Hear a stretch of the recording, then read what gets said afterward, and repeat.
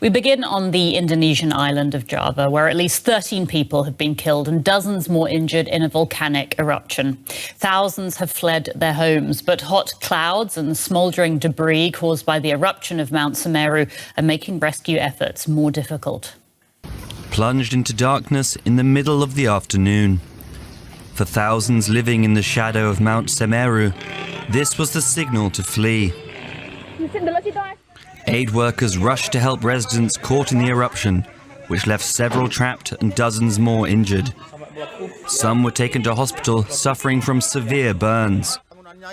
But rescue efforts were hindered after volcanic mudflow destroyed the main bridge connecting the worst affected Lumajang region with the nearest big city.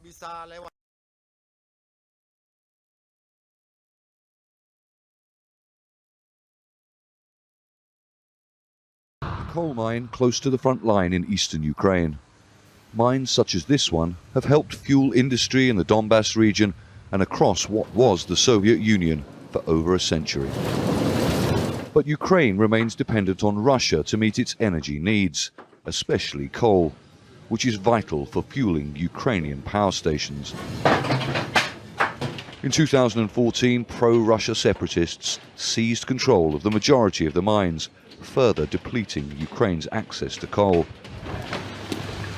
Decades of neglect means much of the mine's infrastructure is close to collapse. Another problem is that Russia cut Ukraine's coal supply last month.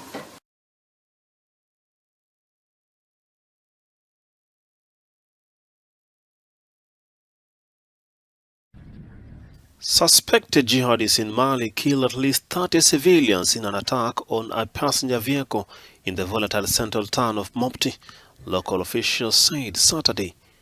The attack has not been claimed by any of the numerous armed groups active in the West African country. An elected official in the area confirmed the death toll, saying the victims included women and children. Mali has been struggling to contain an Islamist insurgency that first erupted in the north in 2012 and has since claimed thousands of military and civilian lives. Despite the presence of thousands of French and UN troops, the conflict has engulfed central Mali and spread neighboring Burkina Faso and Niger.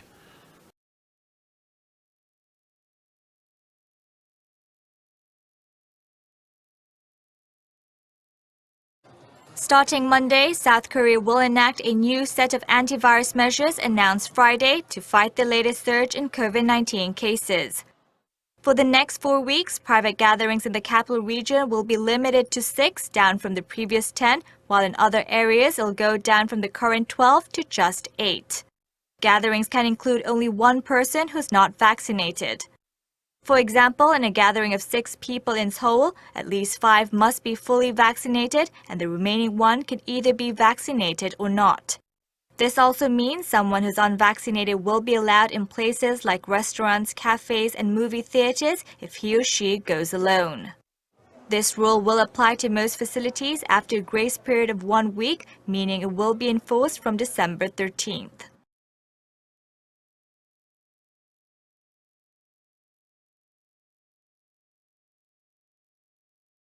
CNN announced on Saturday that it has fired news anchor Chris Cuomo after additional information came to light during an investigation into his efforts to help his brother, former New York Governor Andrew Cuomo, respond to allegations of sexual misconduct.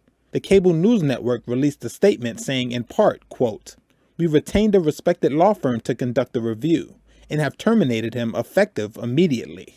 Cuomo, who hosted CNN's most watched primetime news show, had been suspended on Tuesday. He admitted in May that he had broken some of the network's rules in advising his brother on how to handle the allegations from a public relations perspective. In a statement on Twitter, the 51-year-old said he was disappointed, writing in part, quote, "This is not how I want my time at CNN to end."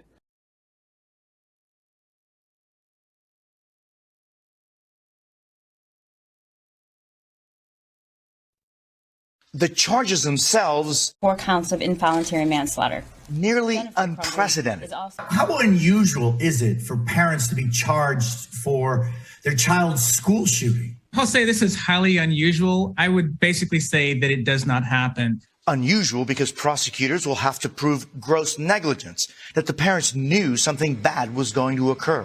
What the prosecutor is saying is that given what you knew, it was so reckless, so grossly negligent to allow a child, and particularly this child with this child's problems, to have access to a firearm, that even if you never intended the outcome or participated in the shooting, you too, parents, are responsible. It's rare, but charges like these have been filed before. In Indiana, a mother was put on probation after her son took her gun to school, threatening to kill others. And in Michigan, Jamel James was sentenced to at least 2 years in prison after a 6-year-old took his gun to school, killing another 6-year-old.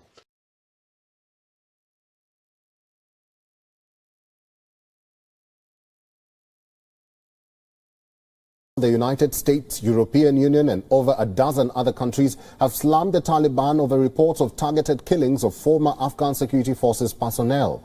In a joint statement released by the U.S. State Department, the leaders expressed their concerns over reports of summary killings and enforced disappearances of former members of the Afghan security forces, as documented by Human Rights Watch and others. The leaders also called on the Taliban to investigate the cases promptly and in a transparent manner. The statement comes after last week, Human Rights Watch reported that in the months following the Taliban takeover, more than 100 executions and abductions of former Afghan government officials have been carried out.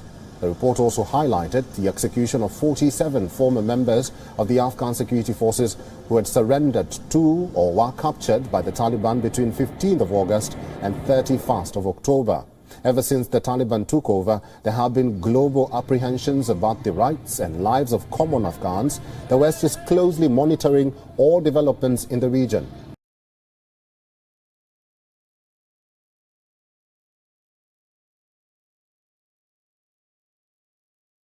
In the last leg of his Middle East visit, French President Emmanuel Macron was in Saudi Arabia, where he met with Crown Prince Mohammed bin Salman, who, according to a CIA report, ordered the killing of journalist Jamal Khashoggi.